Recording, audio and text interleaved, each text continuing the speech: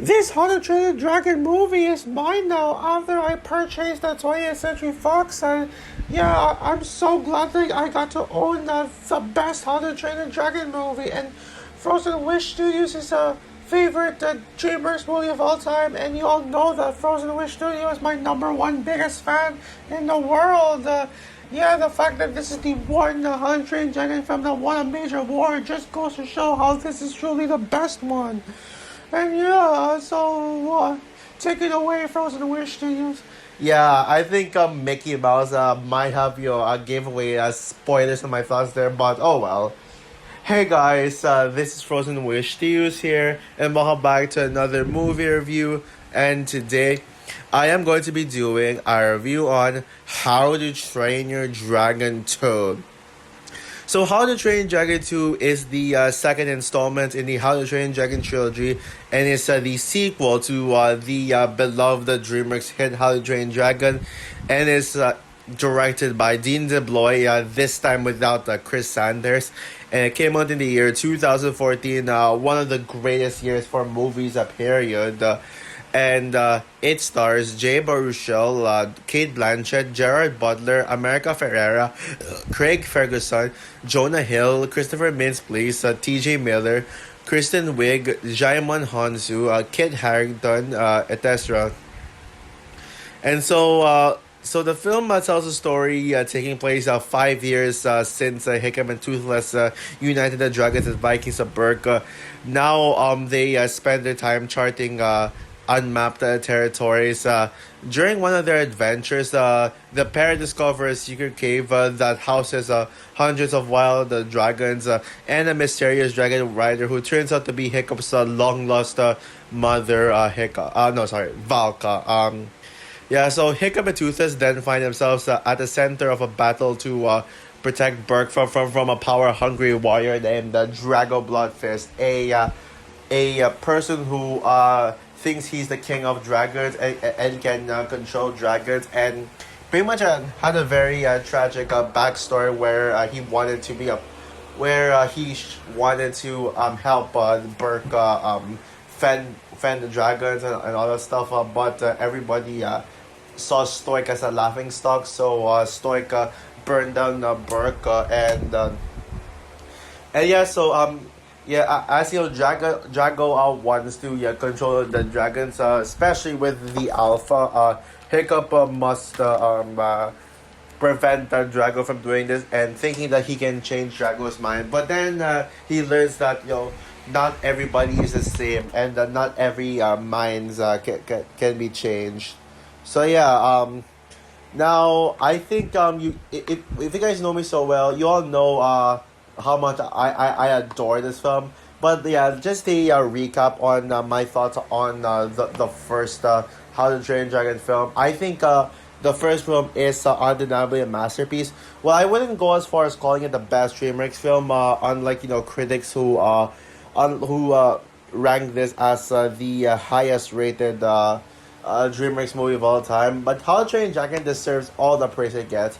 Yeah, sure, it is the weakest Chris Sanders film, but I just prefer Lilo and Stitch and Wild Robot over this film. Yeah, but yeah, it's still an amazing movie regardless. And How to Train Dragon is the definitive DreamWorks franchise, the greatest DreamWorks franchise of all time.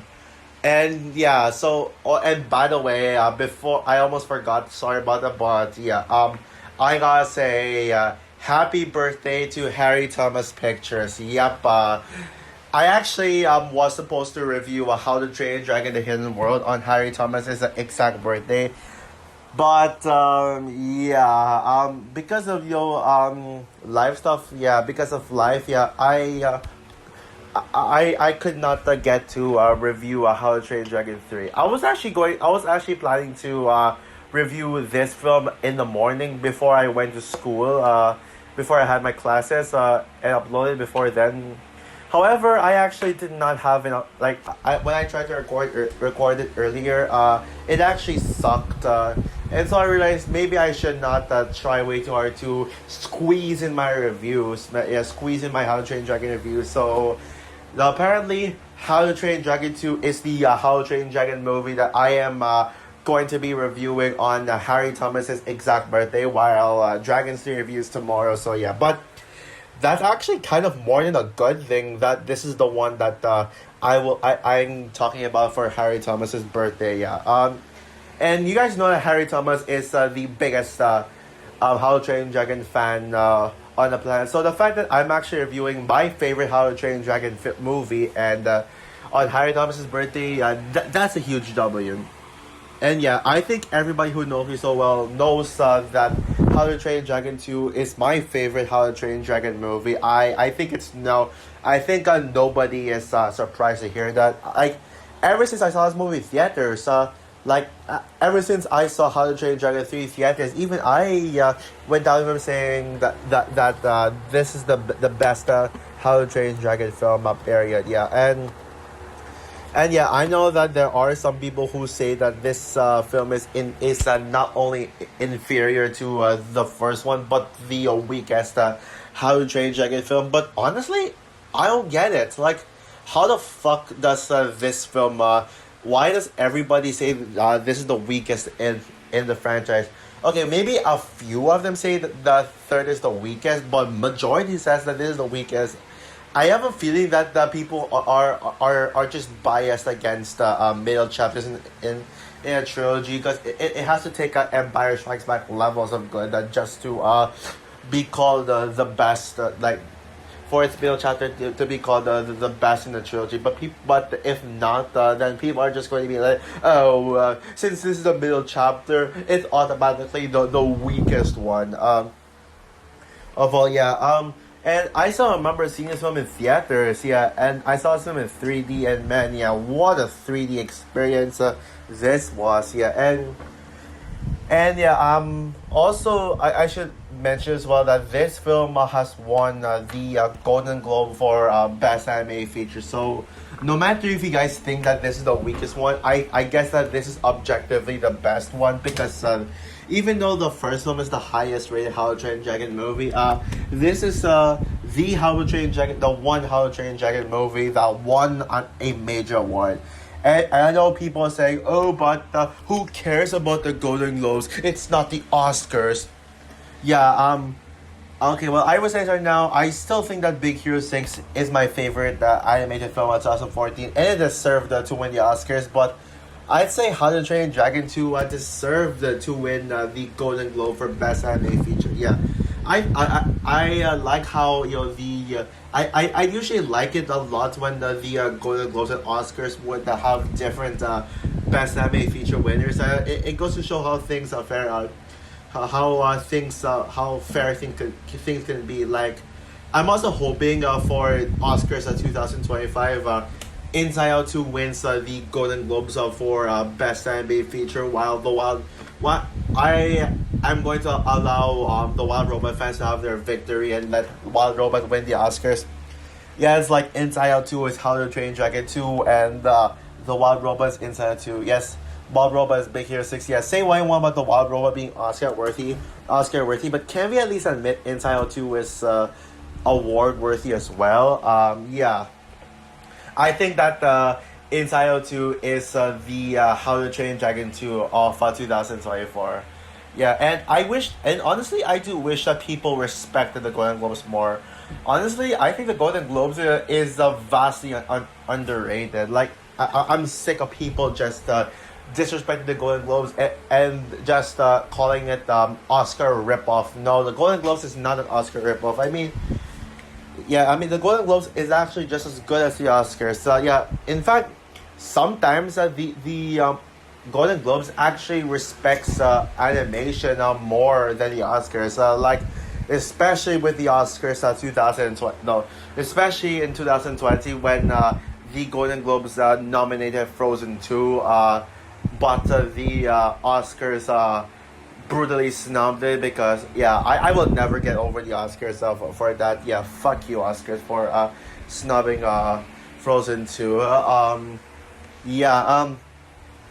So yeah, now as for my thoughts on How to Train Dragon film on rewatch. Oh, by the way, this is the only How to Train Dragon movie on Netflix. Yeah, I actually I have to go to Peacock for the other two films. Yeah, the first and third. I watched it on Peacock, but this one I watched on Netflix. The superior Netflix no, superior streaming service. So yeah, and I gotta say, holy shit, this movie is a masterpiece, and I absolutely adore How to Train Dragon 2. Not only is How to Train Dragon 2 the best How to Train Dragon movie, but it might just be my favorite How to Train Dragon. No, my favorite DreamWorks movie. Yes, guys, my favorite DreamWorks movie in general. Yeah, I'm glad to have a How to Train Dragon movie as my personal favorite DreamWorks movie. Yes, Big Hero 6 is my favorite one. I know, yes, I am biased towards Disney because, I still prefer a Disney film over the best DreamWorks film. But hear me out, guys. At least with years like 2011 and 2022, yeah, at least I admit that DreamWorks beats Disney in those years, but not 2014. And you can actually consider this a Disney film if you if you still remember my intro as of watching this. Yeah, I think the intro was yeah, this is a Disney film, so maybe I'm biased towards a Disney towards a Disney.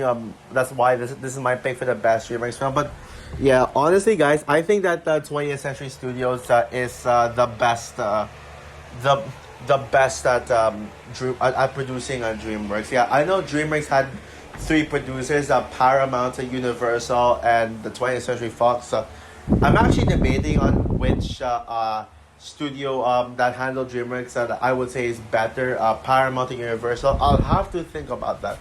But undeniably, yeah, 2014 is the no, sorry, undeniably 20th Century Studios. Oh, sorry, I mean 20th Century Fox is the best studio. As 20th Century Fox is one of my favorite studios in general. With or without Disney's involvement. So yeah, I yes, like I said, this is my second favorite anime film that year, and I actually would prefer this over the Lego Movie. Yeah, I know the Lego Movie is the fan favorite anime film 2014, but I would say this one's better. Yeah. This is a perfect example of how to do a sequel right. It expands on everything that made the first film special and double it. And yes, this is the Frozen 2 of DreamWorks. Yeah, if Inside Out 2 is the Frozen 2 of Pixar, How to Train Your Dragon 2 is the Frozen 2 of DreamWorks. Yeah, I'm actually proud to say that. The story feels much more fresh and original because while the first film tells a story that has been done tons of times with strong execution, this one has a story that was barely told before, making it less familiar. And I know people are gonna be like, oh, but what about the storyline of Hiccup fighting his long lost mother? That has been told many times before. Well, yeah, true. I mean, it's not the most original movie ever, but it is a very the way that the parent the way that the movie tells its storyline about parenting and like mother and child. Child finds his long lost relative, that kind of story. I think this film did the best. I'll actually explain why later, but I got other things to say first before that. Yeah, what makes this film truly special the most is how dark and mature it is. Yeah, it's as dark and mature as Frozen 2 could ever get. Yeah, that's one reason why I could consider this as the Frozen 2 of DreamWorks. Besides the fact that it's just the best of the studio. Sure, it's got a little more lighthearted elements to it than I remember, but it doesn't take away the fact that this movie had the balls to be very edgy and would even go as far as killing off a main character, a character who we all knew and loved from the original. And that character I'm talking about is Stoic. Yeah, Stoic. Stoic's death is so heartbreaking and shocking. Yes, I did cry at his death. Yeah, like maybe not a lot, but I could feel my eyes very teary. Let's see how the Train Dragon the Hidden Worlds ending can make me cry. Like how much in comparison to Stoic's death. What's even more heartbreaking is how Toothless was controlled by Drago to kill Stork, and like Toothless was apparently the one who did it, even though he was controlled and unconscious. And Hiccup also shooed the Toothless away for a while.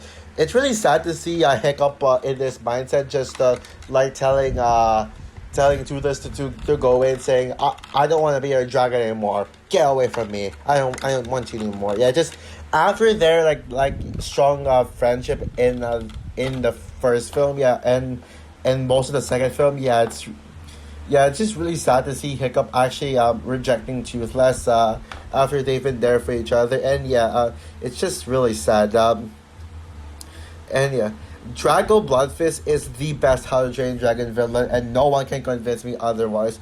The moment he is introduced on screen, you immediately fear and hate him. He is a terrifying force of nature with absolutely no redeeming qualities, and he actually did have a solid motivation. Maybe not the greatest villain motivation, but at least he had a motivation. And I know people would ignore the fact, saying that he's just some villain with he's just some dumb villain with no personalities to him. But that's not true. Drago did have a motivation, and his motivation is basically he was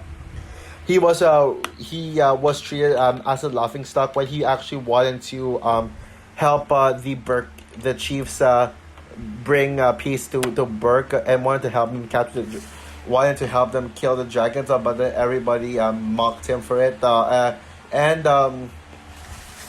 And what does he do? He burns down the council because of it, and this plot line, this backstory does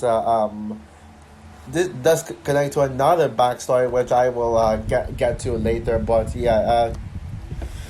now I'm a sucker for villain redemption arcs, like villains who redeem themselves at the end, but villains with no redemption arcs and are just pure evil. I like those kinds of villains too. And not to mention, Drago is the kind of villain who's difficult to defeat. And he's just so ruthless and threatening. Like especially when he choked Eric. No, sorry, not Eric.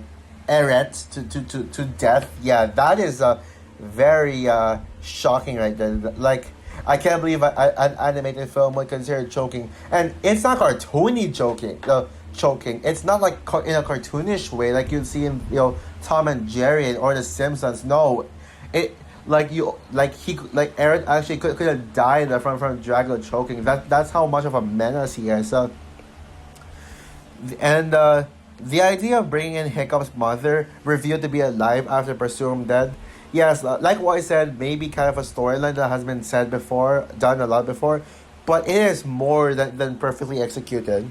It makes a lot of sense on how Valka was alive this whole time despite being presumed dead throughout Hiccup's life. A common problem with a lot of movies that tells the long lost relative revealed to be alive and found storyline is how the reason behind the long lost relative being lost and presumed dead would be illogical. Like a perfect example of that is trolls band together. With branches of long lost relatives. The movie does not justify them just being there and being long lost. It just felt illogical. But this film shows how to correctly do it, which is why I think this film executed it the best. Boy, when it comes to the big moments in the film, which is, well, of course, the action scenes, the battle sequences, this has some of the best action sequences in an animated movie, period. It is the biggest and most epic film in the franchise yet, especially with how the stakes in this film are just sky high. Although yes, it does take a little bit of patience to get to the big battles.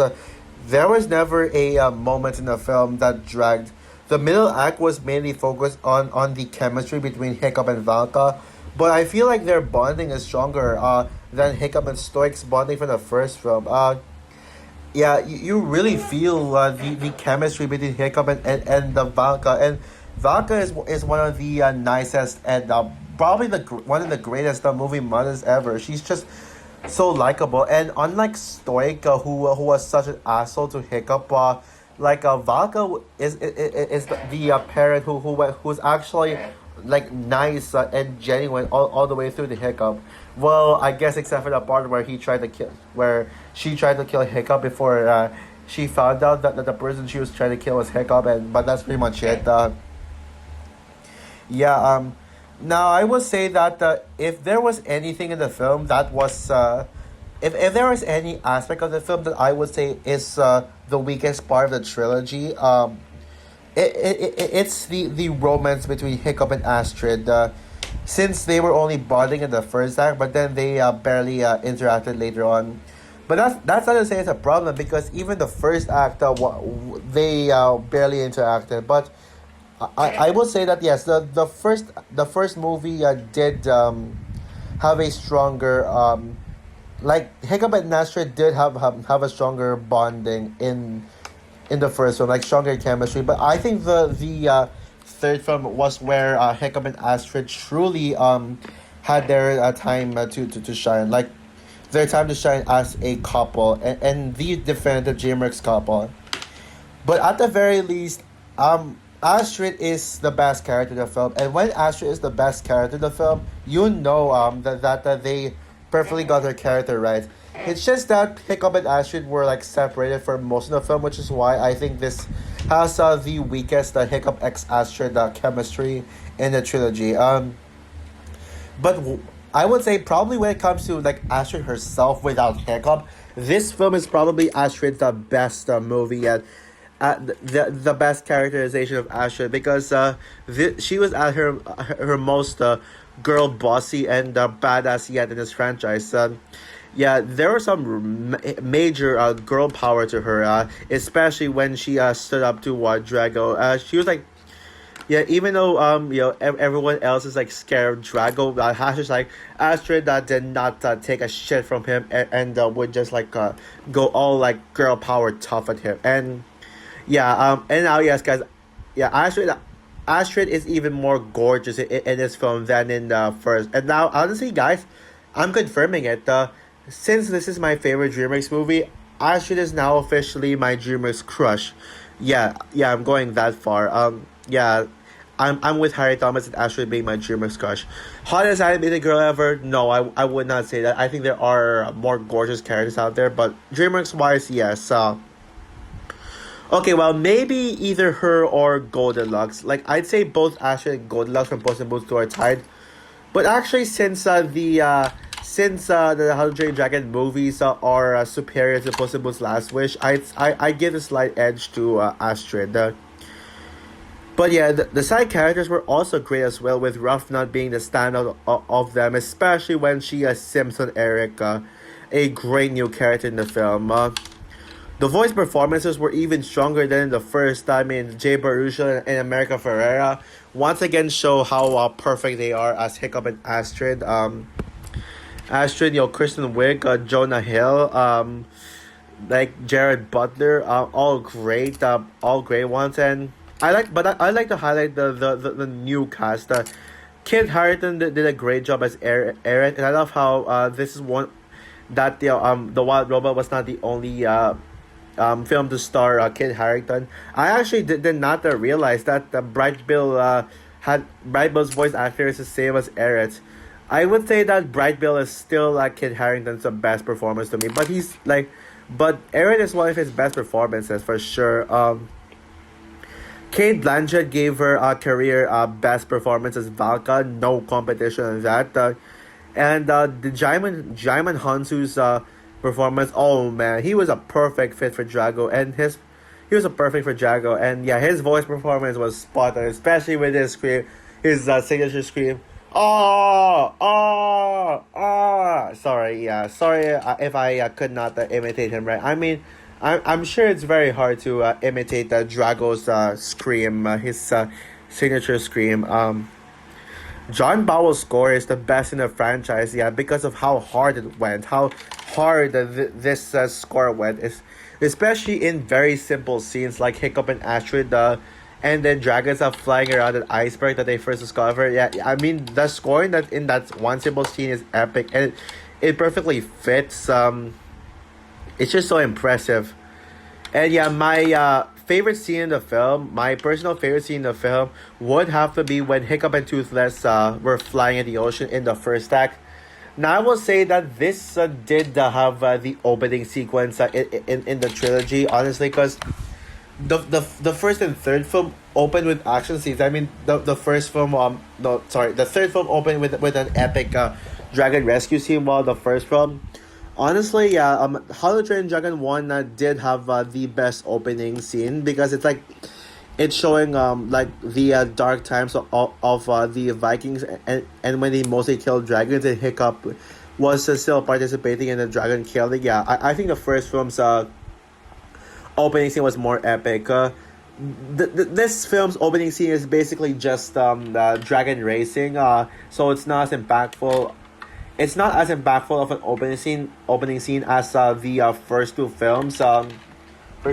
But yeah. How do I say this? Yeah, but yeah, when it comes to like my favorite scene in the film, yeah, it is basically in a way a part of the first act, but I wouldn't really call it the opening scene. But yeah, Hiccup and Toothless like flying in the ocean, yeah, that was my favorite scene in the film, and what makes it even more, what makes that flying scene, which by the way I think is the best flying scene in this entire film. Yeah, what makes that scene just so good is how is the song behind it.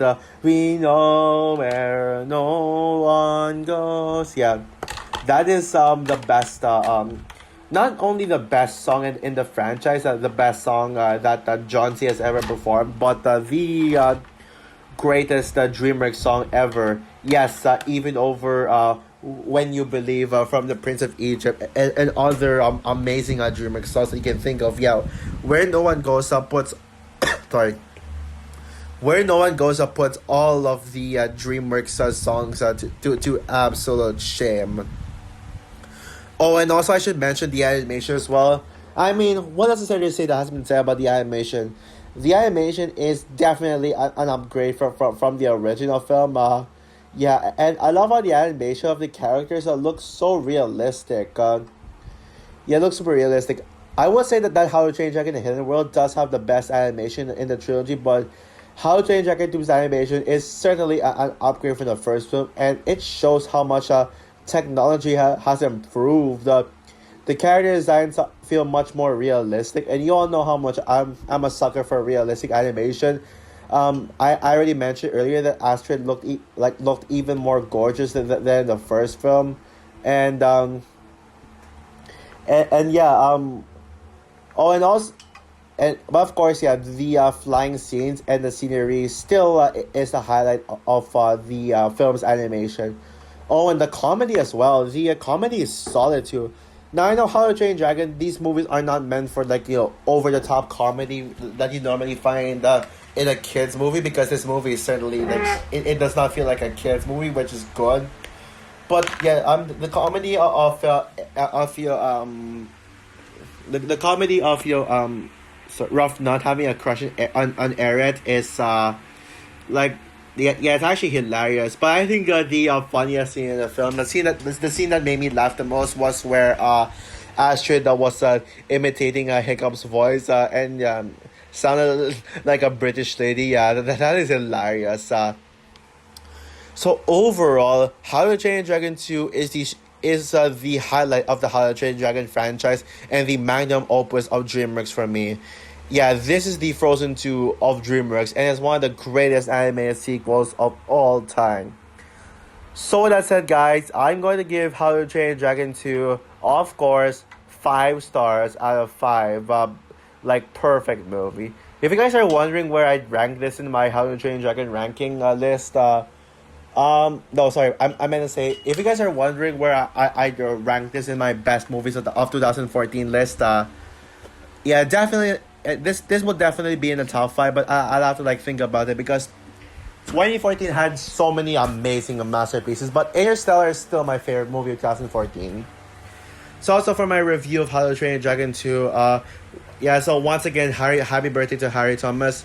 My goal was to review How to Train Your Dragon 3 on his exact birthday, but like what I said, yeah. At least you got to hear my favorite the DreamWorks movie review. So yeah. What are your thoughts on the film?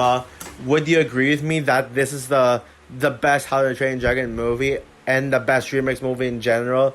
Or do you agree with the people that this is the weakest How to Train Your Dragon movie? Comment down below, like, subscribe, hit the notification bell, and stay tuned for my review on How to Train Your Dragon: The Hidden World. Bye, guys.